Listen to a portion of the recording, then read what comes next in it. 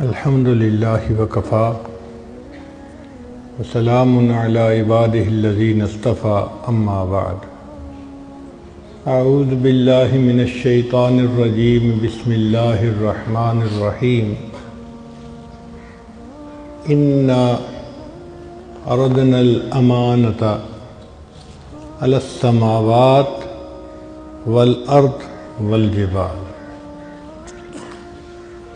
فأبين أن يحملنها وأشفقن منها وحملها الإنسان إنه كان ظلوما جهولا وقال الله تعالى في مقام آخر ألف لام را كتاب أنزلناه إليك لتخرج الناس من الظلمات إلى النور بإذن ربهم إلى صراط العزيز الحميد وقال رسول الله صلى الله عليه وسلم تبرك بالقرآن فإنه كلام الله سبحان ربك رب العزة عما يصفون وسلام على المرسلين والحمد لله رب العالمين اللہم صلی علی سیدنا محمد وعلی آل سیدنا محمد وبارک وسلم۔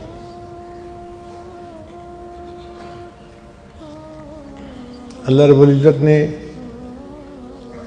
قرآن مجید کو عطا فرما کر ہم پر احسان فرمایا۔ یہ کتاب ہدایت ہے،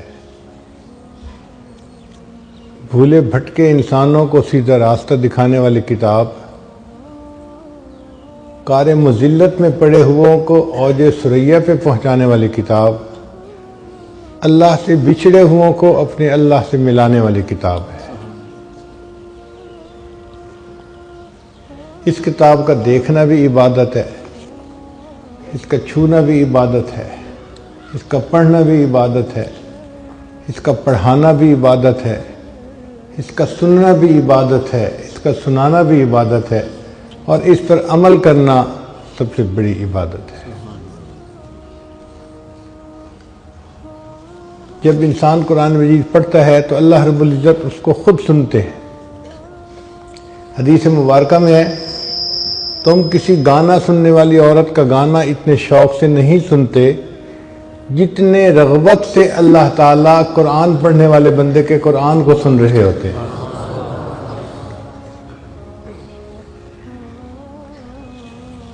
فرشتوں کو اللہ تعالیٰ نے قرآن مجید سننے کی صلاحیت دی، پڑھنے کی صلاحیت نہیں دی۔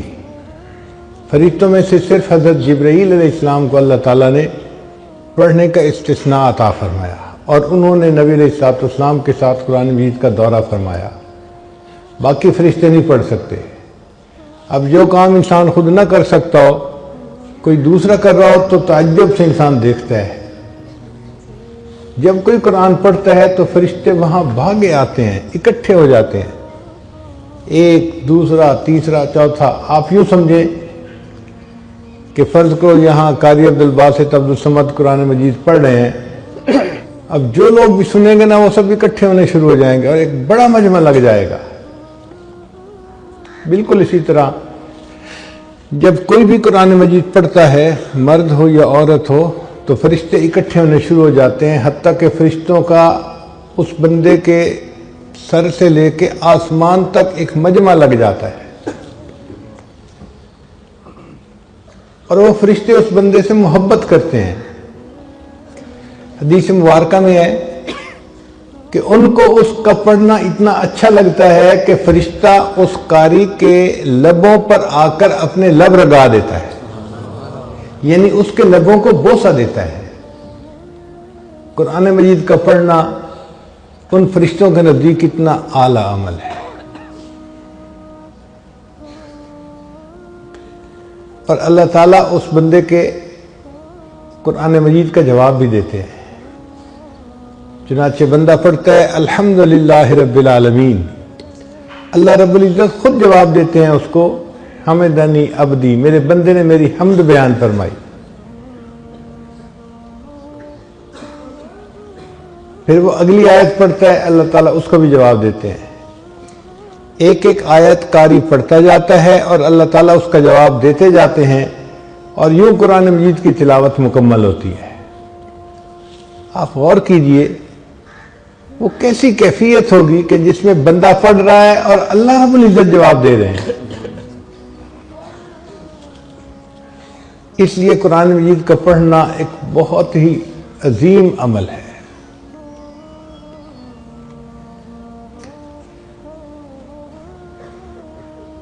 امام اعظم امام عاصم کوفی رحمۃ اللہ علیہ، شاید ان کا یہ واقعہ ہے جو میری یادداشت میں ہے، ممکن ہے کسی اور قاری کا ہو۔ وہ مسجد نبی میں قرآن مجید پڑھاتے تھے، مگر ان کے منہ سے بہت خوشبو آتی تھی۔ سارے شاگرد حیران، حضرت الائچی استعمال کرتے ہیں یا کوئی اور خوشبو استعمال کرتے ہیں کہ منہ سے اتنی خوشبو آتی ہے۔ چنانچہ ایک طالب علم ان کے پیچھے لگ گیا، حضرت آپ بتائیں کیا استعمال کرتے ہیں، خوشبو بہت آتی ہے۔ وہ بار بار کہتے بھئی میں کچھ منہ میں نہیں ڈالتا، حضرت خوشبو بہت آتی ہے، بھئی میں کچھ نہیں ڈالتا۔ اب کچھ بچے ہوتے ہیں نا لسوڑا ٹائپ، چپک ہی جاتے ہیں، وہ بھی اسی طرح کا تھا، لگا رہا، حضرت آخر کوئی تو وجہ ہے، آخر یہ خوشبو کیوں آتی ہے؟ تو جب اس نے اصرار کے ساتھ پوچھا تو حضرت نے فرمایا کہ مجھے ایک رات خواب میں نبی علیہ السلام کی زیارت نصیب ہوئی۔ اللہ کے حبیب صلی اللہ علیہ وسلم نے فرمایا کہ عاصم، تم میری مسجد میں قرآن پڑھانے میں مشغول رہتے ہو، لاؤ میں تمہارے لبوں کو بوسہ دوں۔ جس دن سے نبی علیہ السلام نے میرے لبوں کو بوسہ دیا، اس وقت سے میرے منہ سے خوشبو آ رہی ہے۔ تو قرآن مجید کا پڑھنا اللہ رب العزت کے ہاں بڑا مرتبہ رکھتا ہے۔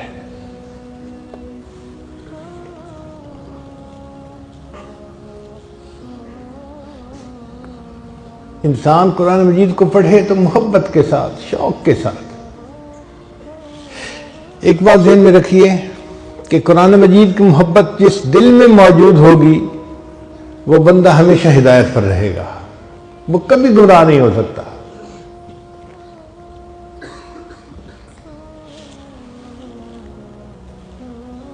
میں آج آپ کو دو واقعات سناتا ہوں، ایک نوجوان لڑکے کے اور ایک نوجوان لڑکی کا واقعہ۔ امریکہ میں ایک نوجوان انجینئر تھا اور بڑی ٹھاٹھ کی زندگی گزار رہا تھا۔ کسی انگریز لڑکی کے ساتھ اس کا تعلق بن گیا۔ اب وہ لڑکی اتنی حور پری قسم کی چیز تھی کہ لڑکا چاہتا تھا کہ بس کچھ بھی ہو میری اس سے شادی ہو جائے۔ لڑکی نے کہا کہ میرے والدین عیسائی ہیں، مجھے ان سے بات کرنی پڑے گی۔ جب اس نے اپنے والدین سے بات کی کہ یہ لڑکا شادی کا خواہش مند ہے، تو ماں باپ نے کہا کہ ہاں ہم کچھ شرائط پر شادی کرنے کے لیے تیار ہیں۔ پہلی شرط یہ کہ یہ لڑکا اپنے ماں باپ کو چھوڑ دے، مسلمان دوستوں کو چھوڑ دے اور ہمارے معاشرے میں آ کر ہمارے ساتھ رہے، جو کچھ ہم کھائیں پیئیں یہ بھی کھائے پیئے، اور ہفتے میں ایک دن ہمارے ساتھ عبادت خانے میں جائے، گرجا میں جائے۔ اگر یہ ان تمام شرائط کو منظور کرتا ہے تو ہم شادی کے لیے تیار ہیں۔ وہ لڑکا اس لڑکی کی محبت میں اتنا اندھا ہو گیا تھا کہ اس نے تمام شرائط مان لی، اپنا گھر چھوڑ دیا، اپنے دوست چھوڑ دیے، کافروں کے محلے میں جا کے اس نے گھر لے لیا اور اس لڑکی کے ساتھ اس نے شادی کر لی۔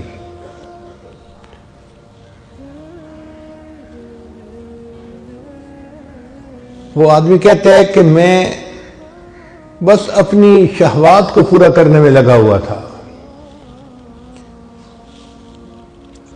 نہ میں نماز پڑھتا تھا نہ کچھ اور کرتا تھا، صرف ایک کام تھا میرے اندر کہ میرے گھر کا جو دروازہ تھا اس کے سامنے دیوار کے اوپر کچھ الماری بنی ہوئی تھی، اس میں کتابیں رکھی ہوئی تھیں، اور ان کتابوں میں ایک اللہ کا قرآن بھی رکھا ہوا تھا۔ میں گھر میں آتے جاتے اس کے اوپر نظر ڈالتا اور اپنے دل میں اپنے آپ کو ملامت کرتا کہ تو نفس کا پجاری ہے، نفس کا بندہ ہے، تو نے اپنی نفس کی خاطر سب کو چھوڑ دیا۔ لیکن یہ قرآن میرے اللہ کا کلام ہے، میں اس قرآن مجید پر محبت کی نظر ڈالتا تھا، صرف محبت کی نظر، پڑھتا نہیں تھا، آتے جاتے محبت سے دیکھتا تھا بس۔ کئی سال اسی طرح گزر گئے۔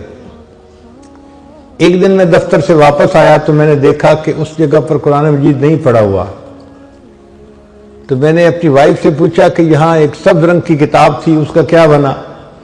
اس نے کہا میں نے کتابوں کی صفائی کی، جن کتابوں کو نہ آپ پڑھتے ہیں نہ میں پڑھتی ہوں، میں نے ان کتابوں کو نکال کے باہر ردی کے ٹوکرے میں پھینک دیا ہے۔ وہ کہتے ہیں کہ جب میں نے سنا کہ اللہ کے قرآن کو ٹریش کین میں اس نے پھینک دیا تو میں فوراً بھاگا اور میں نے ٹریش کین کو اٹھایا اور میں نے اس کو چوما کہ بے ادبی ہو گئی۔ وہ مجھے دیکھ رہی تھی، اس نے کہا کہ تو یہ کیا ہوا، کیا ہو گیا، کیوں جذباتی ہو رہا ہے؟ میں نے کہا تجھے نہیں پتا یہ قرآن ہے، اللہ کا کلام ہے۔ اس نے کہا اچھا ابھی بھی تمہارے اندر اسلام کی کوئی رمق باقی ہے؟ میں جاتی ہوں، میں ابھی اپنے ماں باپ کو بتا کے آتی ہوں۔ چنانچہ وہ لڑکی تو اپنے ماں باپ کو بتانے چلی گئی اور یہ لڑکا اسی وقت قریبی مسجد میں آ کے اپنے اللہ کو منانے آ گیا۔ قرآن مجید پر محبت کی نظر ڈالنے کی وجہ سے اللہ نے اس کے ایمان کی حفاظت فرما لی۔ پھر اس نے توبہ کی، اس لڑکی کو طلاق دی اور کسی مسلمان لڑکی سے شادی کی اور بقیہ زندگی اس نے نیکی کے اوپر گزاری۔ تو قرآن مجید کی محبت اگر دل میں ہے اور ایک بندہ کچھ بھی اور عمل نہیں کرتا، صرف محبت کی نظر قرآن پہ ڈالتا ہے، یہ محبت کی نظر ڈالنا بھی اس کے لیے ہدایت کا سبب بن جاتا ہے۔ ایک ہندو لڑکی کا واقعہ ہے، چھوٹی بچی تھی 3-4 سال کی،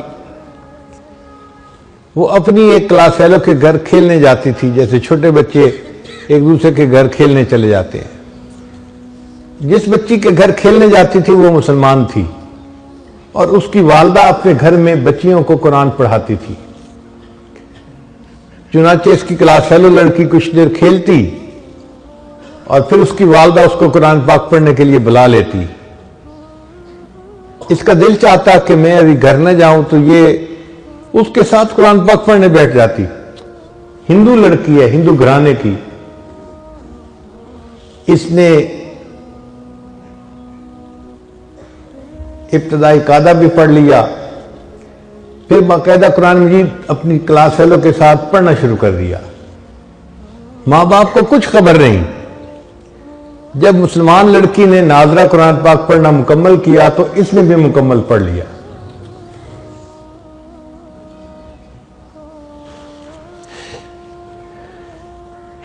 پھر ایک وقت آیا کہ یہ بچی جوان ہو گئی۔ ماں باپ نے اس لڑکی کی شادی ہندوؤں میں ایک ایسے نوجوان سے کی جو بہت متشدد ہندو تھا، بہت متشدد تھا، وہ مسلمانوں کا نام سننا ہی پسند نہیں کرتا تھا۔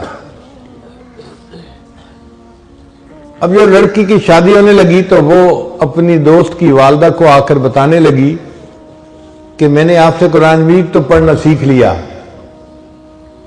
اور میں نے اپنے دل میں کلمہ بھی پڑھ لیا ہے، ماں باپ کو نہیں بتا سکتی، اگر بتاؤں گی تو بس اسی وقت مجھے وہ قتل کر دیں گے، اور اب میری جس سے شادی ہو رہی ہے وہ بھی ہندو ہے اور متشدد ہے، میں کیا کروں؟ اس کی استانی نے اس کو تسلی دلائی کہ تجھے قرآن مجید سے محبت ہے، اللہ تعالیٰ تیرے ایمان کو ضائع ہونے سے بچائیں گے۔ چنانچہ اس استانی نے اس کے لیے شادی کا تحفہ تیار کیا اور اس کے بالکل نیچے قرآن مجید بھی رکھ دیا۔ جب تحفہ دیا تو اس نے اس کی والدہ کو کہا، لڑکی کی والدہ کو، کہ اس کی پیکنگ ہم نے بہت خوبصورت کروائی ہے، ہمارا دل چاہتا ہے کہ یہ بچی اس پیکنگ کو یہاں نہ کھولے، اپنے سسرال میں جا کے کھولے۔ تو ماں باپ نے بات کو مان لیا۔ چنانچہ اس طرح جب وہ لڑکی رخصت ہو کر اپنے سسرال میں پہنچی تو قرآن مجید کا ایک نسخہ بھی اس کے ساتھ اس کے گھر میں پہنچ گیا۔ لڑکی نے وہاں جا کے اس کو اپنے کہیں سامان میں چھپا دیا۔ اب اس کا خامن جب دفتر چلا جاتا اور وہ گھر پہ اکیلی ہوتی تو وہ قرآن مجید کو نکال کے روزانہ پڑھتی تھی اور خامن کے آنے سے پہلے پھر چھپا دیتی تھی۔ کئی سال اس نے اسی طرح گزار دیے، حتیٰ کہ وہ حاملہ ہو گئی۔ اب وہ سوچتی میں نے اپنے ایمان کو چھپایا ہوا ہے، خامن گھر پہ نہیں ہوتا تو میں قرآن مجید پڑھ لیتی ہوں، اگر میرا بچہ پیدا ہوا تو میرے بچے کا ایمان کا کیا بنے گا؟ اور وہ دعائیں مانگتی کہ اللہ کوئی ایسی ترتیب بنا کہ میں اپنے بچے کو کلمہ پڑھاؤں اور وہ بھی مسلمان بن جائے۔ کوئی صورت نظر نہیں آتی تھی۔ اللہ کی شان دیکھیں، ایک دن اس کے خامن نے ہاسپٹل میں ٹیسٹ کروائے تو کینسر ڈائیگنوز ہو گیا کہ جس بندے کو کینسر ہے۔ خامد بڑا پریشان گھر آیا، اپنی بیوی کو دیکھ کے رو رہا ہے۔ بیوی نے پوچھا رو کیوں رہے ہو؟ اس نے کہا تو اتنی خوبصورت ہے، اتنی وفادار، اتنی محبت کرنے والی ہے، اور تیرا میرا ساتھ اب چند دن کا ہے، میں بس اب مرنے کے قریب ہوں۔ ڈاکٹر نے مجھے لا علاج قرار دے دیا ہے، کینسر اتنا پھیل گیا ہے کہ وہ کہتے ہیں کہ بس تو 1 مہینہ بھی زندہ نہیں رہے گا۔ اس بیوی نے کہا کہ نہیں، آپ پریشان نہ ہو، میرے پاس اس کی ایک دوا ہے، وہ میں کرتی ہوں، مجھے امید ہے آپ صحت یاب ہو جائیں گے۔ تو خامن نے وعدہ کر لیا کہ اگر میں صحت یاب ہو گیا تو جو تم کہو گے میں وہ کام کر دوں گا، میں پوری کر دوں گا تمہاری خواہش کو۔ اس لڑکی نے سورہ فاتحہ پڑھ کے اس کو دم کرنا شروع کر دیا، کیونکہ اس نے اپنی استانی کو دیکھا تھا، وہ بیمار بچوں کو سورہ فاتحہ پڑھ کے دم کیا کرتی تھی۔ خامن پوچھتا تم یہ کیا کر رہی ہو؟ وہ کہتی کہ میں تمہارا علاج کر رہی ہوں، تمہارا میرا وعدہ ہے، اگر تم صحت مند ہو گئے تو بس میری بات کو مانو گے۔ تو خامن نے اس سے مزید پوچھنا چھوڑ دیا کہ تم کیا کرتی ہو کیا نہیں کرتی۔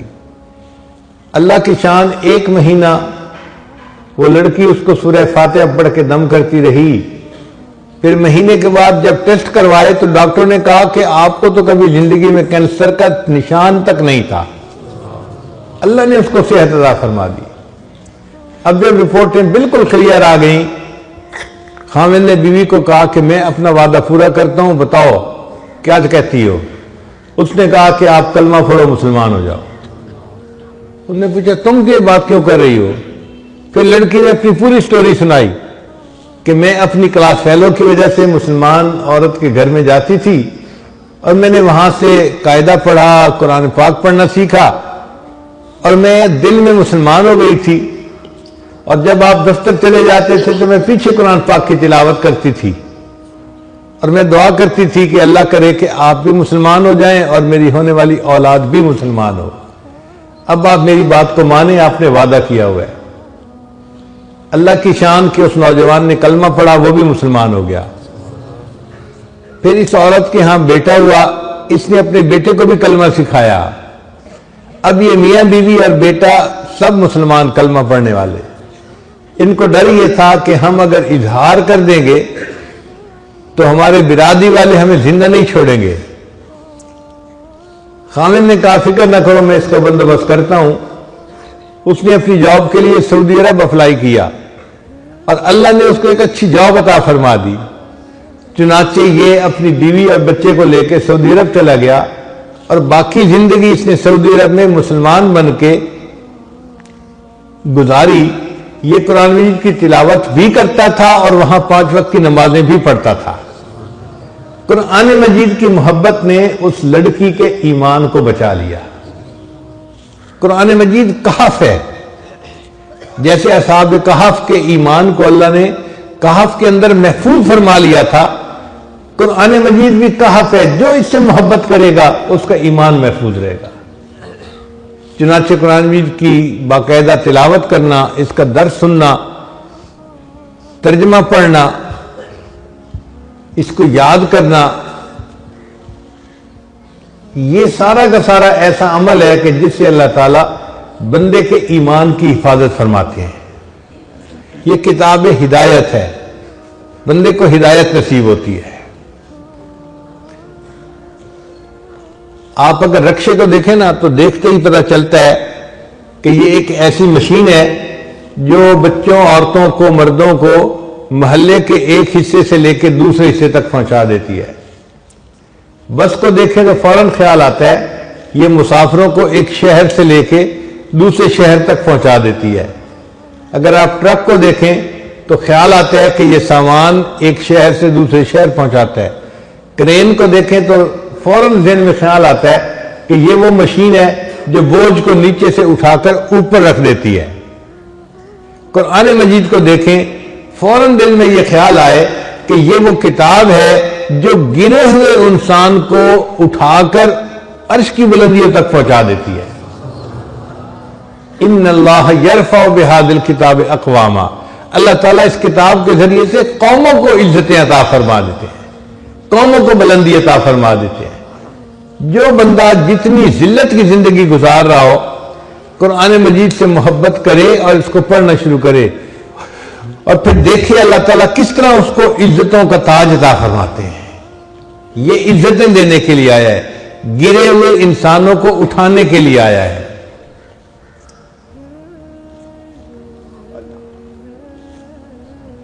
قرآن عظیم الشان۔ سیدنا عمر رضی اللہ عنہ کے زمانے آپ اپنے فوجیوں کو لے کے مکہ مکرمہ میں ایک پہاڑی کے اوپر چڑھ رہے ہیں۔ ایک جگہ ٹرن لیتے ہوئے آپ رک گئے اور نیچے وادی میں دیکھنا شروع کر دیا۔ اب دوپہر گرمی کا وقت ہے، سب لوگ پسینے میں شرابور، اور امیر المومنین کھڑے ہیں، ان کی وجہ سے باقی لوگ بھی کھڑے ہیں۔ کسی نے پوچھا امیر المومنین خیریت تو ہے؟ آپ کی وجہ سے اتنے لوگ دھوپ میں کھڑے ہیں۔ تو عمر رضی اللہ عنہ نے فرمایا کہ ہاں، یہ وہ جگہ ہے جہاں میں اپنے کفر کی حالت میں اونٹوں کو چرانے کے لیے آتا تھا، اور مجھے اونٹ چرانے نہیں آتے تھے تو میرا والد خطاب مجھے ڈانٹتا تھا، مارتا تھا، عمر تو بھی کیا زندگی گزارے گا، تجھے تو اونٹ چرانے بھی نہیں آتے۔ ایک وہ زمانہ تھا کہ عمر کو اونٹ چرانے نہیں آتے تھے، اور آج اسلام اور قرآن کی برکت سے اللہ نے عمر کو امیر المومنین بنا دیا ہے۔ یہ یوں اٹھاتی ہے کتاب کہ جس کو جانور چرانے نہیں آتے اس کو امیر المومنین بنا دیتی ہے، عزتیں عطا کرنے والی کتاب، اور یہ دلوں میں اپنا راستہ خود بنا لیتی ہے۔ آپ بتائیے، دریاؤں کے راستے کا بھی کسی نے بنائے؟ دریا اپنے راستے خود بنا لیا کرتے ہیں۔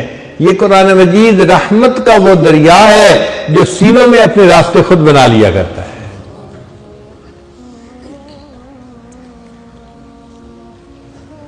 مجھے اپنی زندگی میں ایک مہینہ دنیا کے مشہور قاری عبد الباسط عبد الصمد کے ساتھ امریکہ میں گزارنے کا موقع ملا۔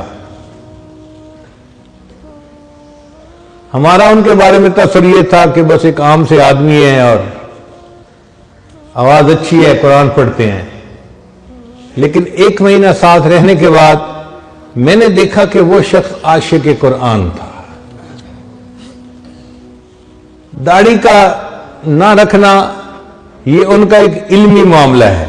مصر کے علماء سمجھتے ہیں کہ داڑھی ہوتی ہے صرف مرد اور عورت کے درمیان فرق کرنے کے لیے، تو اگر کوئی مچھے رکھ لیتا ہے تو مرد اور عورت میں فرق ہو جاتا ہے، تو داڑھی رکھنا لازم نہیں ہوتی۔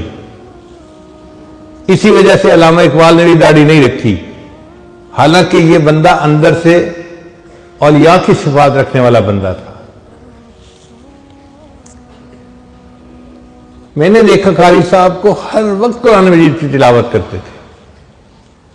ہمیں پتہ چلا کہ روزانہ ایک قرآن مجید پڑھنے کا ان کا روز کا معمول ہے. ایک قرآن مجید پڑھا، جب دیکھو قرآن پڑھ رہے ہیں. جب میں نے اپنی زندگی میں ان کو فالتو بات کرتے نہیں دیکھا، ایک لفظ بولتے نہیں دیکھتا. لوگ باتیں کر رہے ہوتے تھے، ادھر کا ٹاپک ادھر کا ٹاپک، ان کو کوئی واسطہ ہی نہیں ہوتا تھا. وہ بس بیٹھے ہوئے اپنی قرآن پڑھ رہے ہوتے تھے. اور اس عشق قرآن کی وجہ سے اللہ نے ان کو دنیا میں عزتیں عطا فرمائی. ایک مرتبہ ایک شخص نے ان سے سوال پوچھا قاری صاحب سے، قاری صاحب آپ نے بھی قرآن کا کوئی معجزہ دیکھا؟ کہا میں نے بہت معجزے دیکھے قرآن پاک کے، ہمیں بھی سنائیں کوئی. تو قاری صاحب نے عجیب واقعہ سنایا. کہنے لگے یہ وہ وقت تھا جب انور سادات مصر کا پریزیڈنٹ تھا. وہ رشیا گیا تو رشیا کے لوگوں نے اسے کہا کہ کیا تم قرآن پڑھتے ہو، یہ ہماری ریڈ بک سنبھالو اور کمیونسٹ بن جاؤ، ہم تمہاری مدد کریں گے اور تمہیں ترقی یافتہ ممالک میں ہم شامل کروا دیں گے.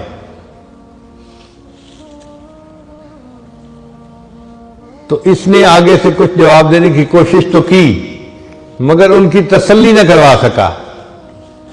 تو دل میں کسک رہ گئی کہ میں نے بات کا جواب ٹھیک نہیں دے سکا. کوئی 1-2 مہینے کے بعد دوبارہ اس نے رشیا جانا تھا. قاری صاحب کہتے ہیں مجھے صدر صاحب کا پیغام ملا کہ آپ نے میرے ساتھ رشیا جانا ہے. میں سوچ میں پڑ گیا، قاری عبد الباسط کی ضرورت پڑے تو سعودی عرب میں، پاکستان میں، مسلمان ممالک میں جہاں اس قرآن کے ماننے والے ملتے ہیں. رشیا تو دہریوں کا ملک ہے، کمیونسٹوں کا ملک ہے، وہاں قرآن مجید سننے والا کون ہوگا؟ خیر میں تیاری کر کے ساتھ چلا گیا. وہاں جا کے صدر صاحب نے ان سے میٹنگ کی. جب میٹنگ کے بعد آپس میں گفتگو اپنی پرسنل شروع ہوئی تو صدر صاحب نے کہا کہ یہ میرے ساتھی ہیں، یہ کچھ پڑھیں گے. ان کو سمجھ نہ آئی کہ کیا پڑھیں گے. ان کا اچھا جو کر رہے ہیں کریں. مصر صاحب قاری صاحب کہتے ہیں کہ مجھے اشارہ ہوا کہ جی آپ ان کو قرآن سنائیں. ان دہریوں کے سامنے میں نے قرآن پڑھنا شروع کیا. طٰہٰ ما انزلنا علیک القرآن لتشقیٰ الا تذکرۃ لمن یخشیٰ. قاری صاحب کہتے ہیں میں پڑھتا رہا. پورا رکوع جب میں نے پڑھ کے اوپر سر اٹھایا تو میں نے دیکھا کہ 5-6 بندے ایسے تھے ان کمیونسٹوں میں جو آنسوؤں سے رو رہے تھے. تو صدر صاحب نے ان سے پوچھا کہ بھئی تم رو کیوں رہے ہو؟ وہ کہنے لگے کہ ہمیں نہیں پتا یہ بندے نے کیا کیا ہے، ہم اس کو نہیں سمجھتے، لیکن اس کے پڑھنے میں تاثیر ایسی تھی کہ ہمارے دلوں پہ اثر ہوا ہے اور ہمارے اوپر حقت طاری ہو گئی ہے. قاری صاحب کہتے ہیں میں نے اپنی آنکھوں سے قرآن کا معجزہ دیکھا کہ جو لوگ قرآن کو مانتے نہیں، خدا کو نہیں مانتے، قرآن ان کے سامنے پڑھا جاتا ہے، قرآن ان کے دلوں کو بھی گدگدا دیتا ہے.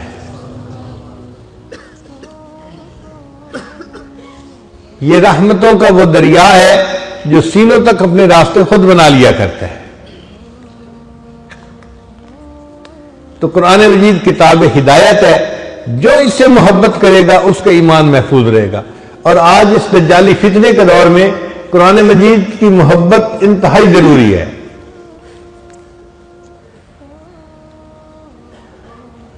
اس لیے جس گھر میں ایک حافظ ہوگا وہ 10 بندوں کو لے کے جنت میں جائے گا.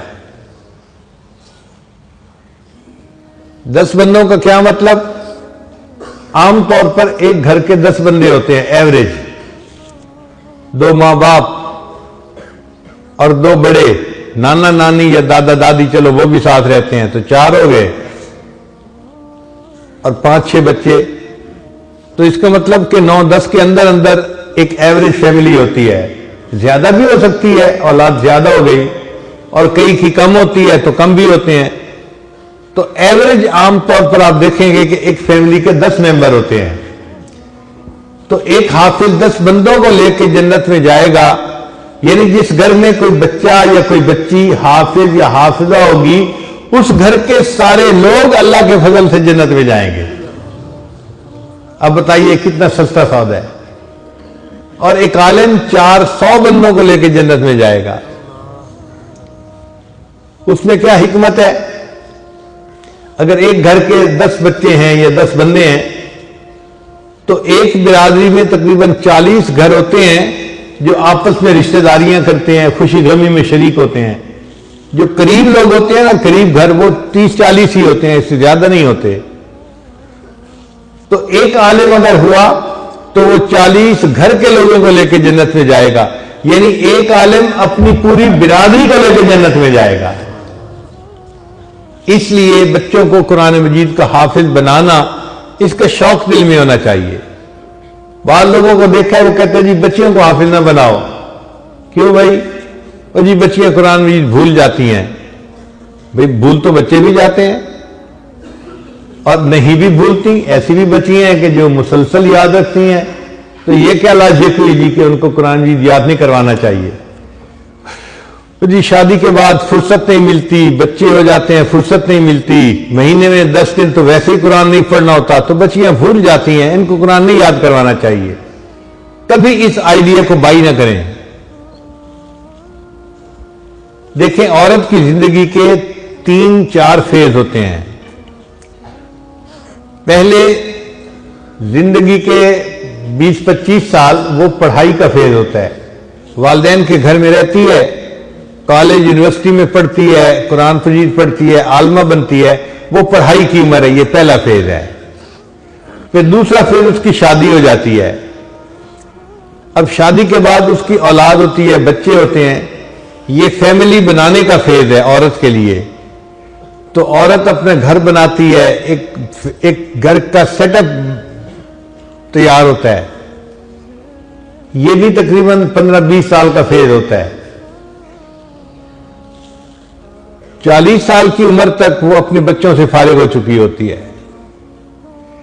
پھر اس کے بعد ایک تیسرا فیز آتا ہے جس میں اس کے بچے بھی بڑے ہو چکے ہوتے ہیں اور گھر میں اس کی بہویں بھی آ چکی ہوتی ہیں اور وہ گھر کی ملکہ ہوتی ہے. اس وقت خاوند کے دل میں بھی جگہ بن چکی ہوتی ہے اور اس وقت یہ آنٹی جو ہے بڑی با اختیار عورت ہوتی ہے.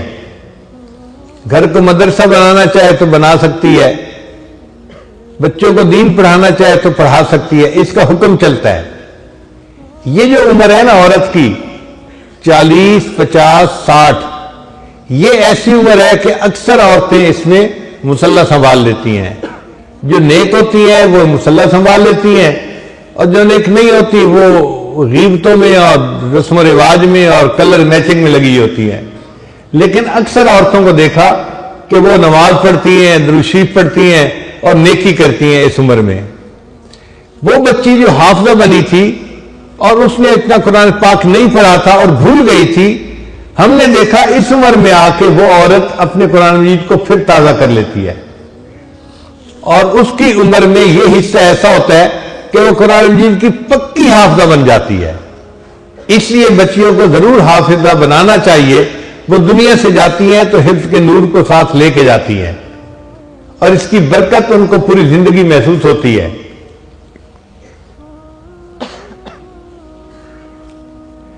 قرآن مجید کے متعلق یہ ذہن میں رکھیے کہ جس بندے نے نیت کر لی کہ میں نے قرآن مجید یاد کرنا ہے، اگر اس نے تھوڑا سا یاد کیا، 1 صفحہ یاد کیا، 2 صفحے یاد کیے اور وہ فوت ہو گیا، حدیث پاک میں آتا ہے اللہ تعالیٰ قبر میں ایک فرشتے کو متعین فرماتے ہیں جو اسے قرآن مجید یاد کرواتا ہے.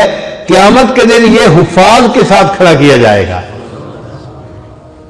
تو قرآن مجید کی حفظ کی نیت کر لینا ہی بہت اعلیٰ عمل ہے. ہمارے برادری کے ایک نوجوان تھے، سنارے تھے، زیور بناتے تھے. ان کو قرآن مجید سیکھنے کا شوق ہوا. وہ ایک آیت روزانہ یاد کرتے تھے اور پھر سارا دن اسی آیت کو صبح سے لے کے شام تک پڑھتے رہتے تھے. اللہ کی شان دیکھیے، ایک ایک آیت یاد کرتے کرتے انہوں نے قرآن مجید پورا یاد کیا اور پھر زندگی کے 25-30 سال انہوں نے مسلح سنایا. تو دل میں محبت ہو اور انسان کوشش کرے تو آسان ہوتا ہے. قرآن مجید کے ساتھ جڑنے سے اس بندے کو عزتیں ملتی ہیں، اس کی زندگی میں برکتیں آ جاتی ہیں. نبی اسلام نے فرمایا تبرک بالقرآن فإنہ کلام اللہ، قرآن مجید سے برکت حاصل کرو، یہ اللہ کا کلام ہے.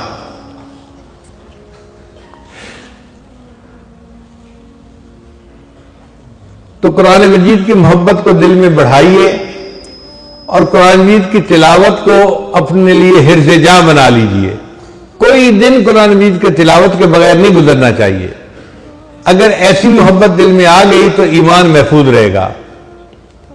اور یہ بھی ذہن میں رکھیے کہ دنیا میں جس کسی کو عزت ملی قرآن مجید کے عشق کی وجہ سے عزت ملی. جس کو بھی عزت ملی قرآن مجید کے عشق کی وجہ سے. آپ دیکھیے اس امت میں سب سے اعلیٰ مقام کس نے پایا؟ سیدنا صدیق اکبر عنہ نے. اور سیدنا صدیق اکبر عنہ قرآن مجید کے عشق میں صحابہ سے آگے نکل گئے تھے. جب عفق کا واقعہ پیش آیا اور نبی علیہ السلام صدیق اکبر عنہ کے گھر گئے تو صدیق اکبر کیا کر رہے تھے؟ قرآن بیٹھے پڑھ رہے تھے. یہ قرآن کی محبت تھی جس نے ان کو انبیاء کے بعد مخلوق میں سب سے زیادہ افضل مقام عطا فرما دیا. باقی خلفائے راشدین کی زندگیوں میں دیکھیے آپ کو قرآن مجید کا عشق نظر آئے گا ان کی زندگیوں میں. سیدنا عثمان غنی تو خیر بہت بڑے عاشق قرآن تھے. فرمایا کرتے تھے لو طہرت قلوبکم ما شبعتم من کلام ربکم، اگر تمہارے دل پاک صاف ہوتے تو یہ قرآن مجید پڑھنے سے کبھی بھی نہ بھرتے. آج قرآن مجید پڑھنے کو دل کیوں نہیں چاہتا؟ گناہوں کے اثرات دل پہ ہوتے ہیں.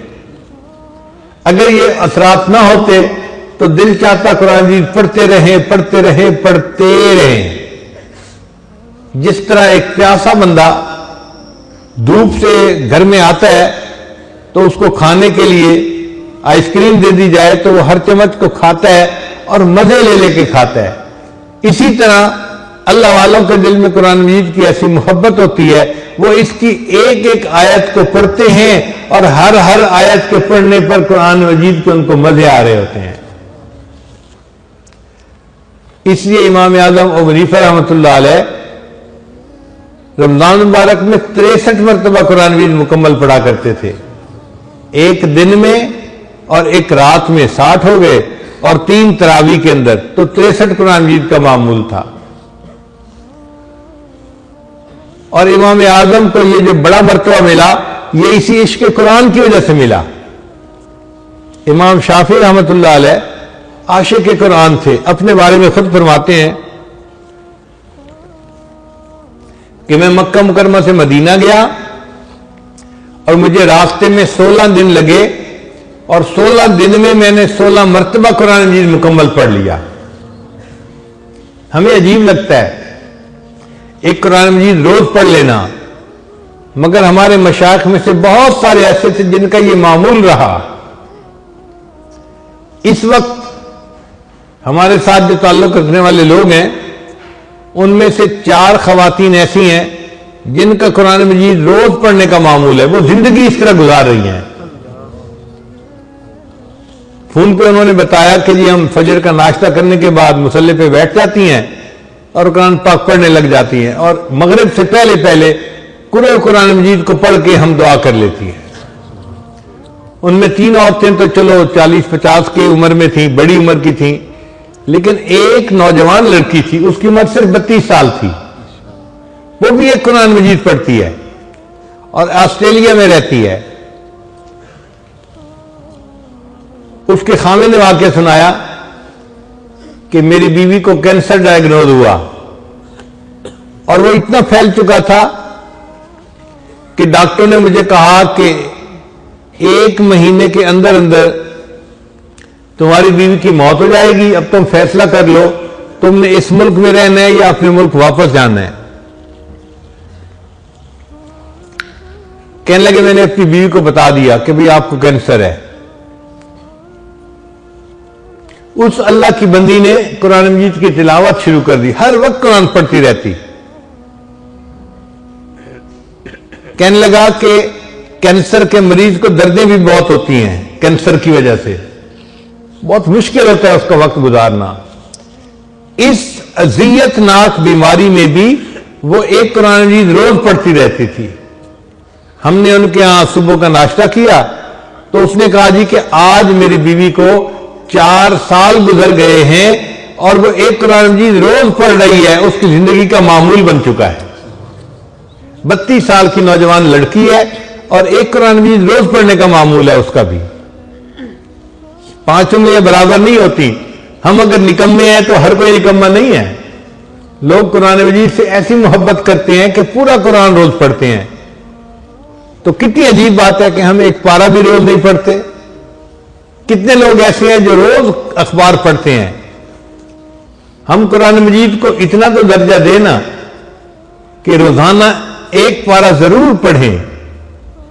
ہمارے حضرت فرماتے تھے ایک پارہ نہیں پڑھ سکتے تو چلو آدھا صحیح پڑھیں تو صحیح نا، قرآن مجید کھولیں تو صحیح، اس سے محبت کا اظہار تو کریں.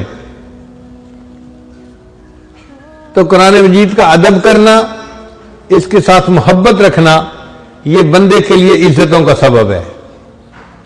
مصر میں جو مشہور بادشاہت گزری، خلافت عثمانیہ جس کو کہتے تھے، تو یہ جو عثمان نوجوان تھا، قرآن مجید کی محبت کی وجہ سے اللہ نے اس کو وقت کی شاہی عطا فرمائی تھی. حالانکہ وہ ایک عام نوجوان تھا اور ایک عام نوجوان اس درجے کو نہیں پہنچ سکتا تھا، مگر قرآن مجید کی محبت نے اس بچے کو وقت کا بادشاہ بنایا اور پھر اس نے اپنی جتنی زندگی گزاری وہ دین اسلام کے مطابق گزاری اور دین اسلام کا نفاذ کیا، اور اس کو خلافت عثمانیہ کا دور کہا جاتا ہے. تو عشق قرآن کی وجہ سے عزتیں ملی. امام اعظم کو اللہ نے عزت دی، امام شافعی کو عزت دی، باقی ائمہ بھی وہ تھے جو عاشق قرآن تھے، عزتیں ملی ان کو. قریب کے زمانے میں حضرت حاجی امداد اللہ مہاجر مکی رحمۃ اللہ علیہ کو اللہ نے ایسی قبولیت عطا فرمائی کہ ان کے ذریعے سے یہ فیض دنیا میں بہت زیادہ پھیلا. ان کو یہ مرتبہ کیسے ملا؟ ان کے شیخ جو تھے میاں جی نور محمد جھنجھانوی رحمۃ اللہ علیہ عاشق قرآن تھے. تو جس کو بھی دنیا میں اونچا مرتبہ ملا، اونچا مقام ملا، آپ یہ سمجھ لیجئے کہ وہ یا تو خود عاشق قرآن ہوگا یا اس کے پیچھے کسی عاشق قرآن کی دعائیں ہوں گی جس کی وجہ سے یہ رتبہ ملا. حضرت مولانا الیاس رحمۃ اللہ علیہ سے اللہ نے دعوت و تبلیغ کا کام لیا. یہ کتنی بڑی سعادت ہے. ان کے والد جو تھے وہ عاشق قرآن تھے، بچوں کو قرآن پڑھایا کرتے تھے، اور یہ اس والد کی دعا تھی کہ اللہ نے ان کے بیٹے کو اتنے عظیم مقصد کے لیے قبول فرما لیا. سید عطا اللہ شاہ صاحب بخاری رحمۃ اللہ علیہ، آج بھی ان کا نام لیا جاتا ہے.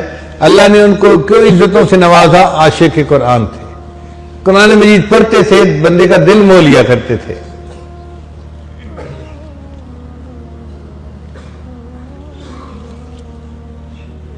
ایک مرتبہ علی گڑھ کالج میں ان کا پروگرام رکھا گیا. وہاں پہ 2 مختلف جماعتیں تھیں، ایک ان کے موافق تھی اور دوسری ان کے مخالف تھی، مگر مخالف جماعت کا زور زیادہ تھا. انہوں نے فیصلہ کیا کہ ہم نے عطا اللہ شاہ صاحب کو تقریر نہیں کرنے دینی. چنانچہ جب ان کو سٹیج پہ بلایا گیا کہ شاہ صاحب آئیں تقریر کریں، تو وہ طلباء کھڑے ہو گئے اور انہوں نے نعرے بازی شروع کر دی، ہلڑ بازی شروع کر دی کہ ہم نے بیان نہیں سننا، نہیں سننا. بہت شور مچایا. حضرت شاہ صاحب مائک پہ تشریف لائے اور طلباء کو فرمایا کہ عزیز طلباء، مجھے تقریر کے لیے بلایا گیا ہے اور آپ کہتے ہیں کہ ہم نے تقریر نہیں سننی. میں آپ کی بات مان لیتا ہوں، میں تقریر نہیں کرتا، مگر میں اتنا سفر کر کے آیا ہوں تو کیا آپ مجھے اجازت دیتے ہیں میں آپ لوگوں کو ایک قرآن مجید کا رکوع سنا دوں؟ اب اس بات پہ طلباء کے اندر 2 دھڑے بن گئے. بعض کہتے تھے ہم نہیں سننا، دوسرے کہتے تھے قرآن نہیں سننا، یہ کیا بات ہوئی؟ چنانچہ سننے والے لوگ غالب آ گئے اور ان کا جی حضرت آپ قرآن سنائیے. حضرت شاہ صاحب نے ایک رکوع کی تلاوت فرمائی اور قرآن مجید کی تاثیر ایسی تھی کہ پورے مجمع کے دل جو تھے اس سے متاثر ہوئے. رکوع مکمل کرنے کے بعد حضرت نے فرمایا کہ میں سامعین سے یہ پوچھتا ہوں، اگر اجازت دے تو میں نے جو رکوع پڑھا ہے میں اس کا کچھ ترجمہ آپ کے سامنے پیش کر دیتا ہوں۔ مجمع نے کہا بہت اچھا، اور حضرت شاہ صاحب نے 3 گھنٹے تقریر فرمائی۔ تو دنیا میں جس کو عزتیں ملی ہوں گی نا، جہاں بھی ملی، یا تو وہ خود عاشق قرآن ہوگا، یا اس کے پیچھے کسی نہ کسی عاشق قرآن کی دعا ہوگی، اس کی ماں قرآن مجید کی عاشقہ ہوگی، اس کا والد قرآن مجید کا عاشق ہوگا، اس کی دعاؤں کی برکت سے اللہ نے اس بچے کو پھر یہ عظمت عطا فرمائی۔ آپ اس ادارے کو جو دیکھ رہے ہیں، اتنا بڑا ادارہ ہے اور 27 ملکوں میں قرآن مجید کی تعلیم جاری ہے، اس کی وجہ یہ ہے کہ حضرت قاری صاحب کے اندر اللہ نے قرآن مجید کی محبت رکھی ہے۔ اس قرآن مجید کی محبت کا یہ نتیجہ ہے کہ اللہ نے ان کو عزتیں عطا فرما دی ہیں۔ ان اللہ یرفع بہذا الکتاب اقواما، اللہ اس کتاب کے ذریعے سے قوموں کو بلندی عطا فرماتے ہیں۔ آپ قرآن مجید سے محبت کر کے تو دیکھیے، آپ کو خود بات سمجھ میں آ جائے گی۔ ہمارے حضرت رحمت اللہ علیہ فرماتے تھے، تیرے ہاتھ میں ہو قرآن اور تو دنیا میں رہے پریشان، تیرے ہاتھ میں ہو قرآن اور تو دنیا میں رہے غلام، غلامی نفس کی ہو، شیطان کی ہو یا کسی انسان کی ہو، نہ نہ نہ، ہمیں کہتا ہے یہ قرآن، اور میرے ماننے والے مسلمان، اقرا وربک الاکرم، تو پڑھ قرآن، تیرا رب کرے گا تیرا اکرام، تیرا رب تجھے عزت و وقار دے گا، تیرے ظاہر و باطن کو نکھار دے گا۔ تو قرآن مجید عزتیں دینے والا ایک مقناطیس ہے جو اللہ نے ہمارے پاس بھیج دیا ہے۔ اس کو صرف طاقتوں کی زینت بنا کے نہ رکھیے، اس کو اپنے دل میں جگہ دیجیے، اس سے محبت کیجیے، اس کی تلاوت کیجیے، پھر دیکھیے اس کی برکت سے اللہ تعالیٰ آپ کی زندگی میں کیسے برکتیں عطا فرماتے ہیں۔ اللہ تعالیٰ ہمیں قرآن مجید کا حافظ بنائے، عالم بنائے، قاری بنائے، قرآن مجید کا داعی بنائے، قرآن مجید کا ناشر بنائے، اللہ تعالیٰ ہمیں قرآن مجید کا عاشق بنائے، اور پوری زندگی اسی عشق کے اوپر جمے رہنے کی توفیق عطا فرمائے۔ وآخر دعوانا ان الحمد للہ رب العالمین۔